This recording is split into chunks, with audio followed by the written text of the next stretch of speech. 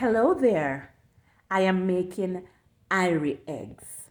Also, I hope to encourage you with a reflection that I received after discovering a very fascinating fact about one of the ingredients. Will you join me after this short intro? Thank you. Welcome to Virtuous Woman. Do stick around.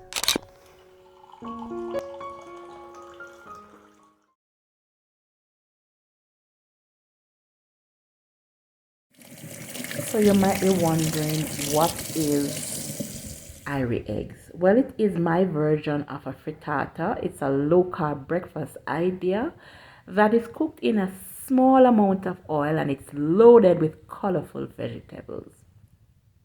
So there we have bell pepper, there's spinach, tomato, eggs, a little bit of salt, pepper, and the oil, of course. But I want to talk about the star of the show, the tomato. All tomatoes are grown in the soil, right? Let's take a look at this short video.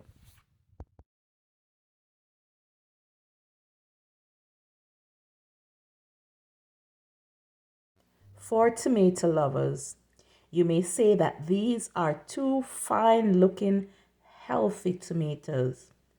Perhaps juicy, succulent, sweet, fleshy, and all the different descriptions. But who would have ever guessed that this is the place where they grew until they reach the table? A very unfamiliar, unlikely, perhaps unfavorable environment, but they matured into beautiful fruits. This tells me that as human beings, we too can survive very challenging environments. You may say that these are tomatoes, but I can take you close to reality, to a book in the Bible named after its main character, the book of Daniel.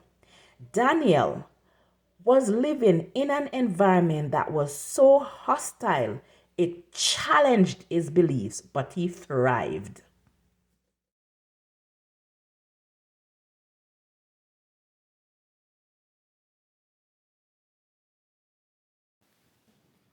Some of you may not be familiar with the story, but it is one of faith and obedience to God. Daniel had a special gifting. He was an interpreter of dreams. He was also of Jewish descent and was taken into captivity by the Babylonians to work in the king's court.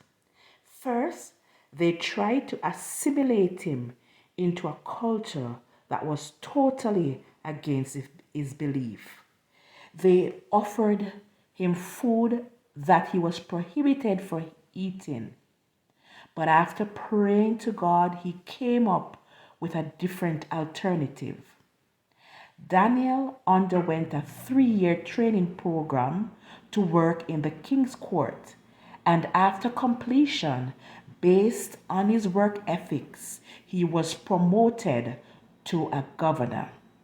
His colleagues were not at all pleased by his behavior, and they did everything in their powers to discredit him.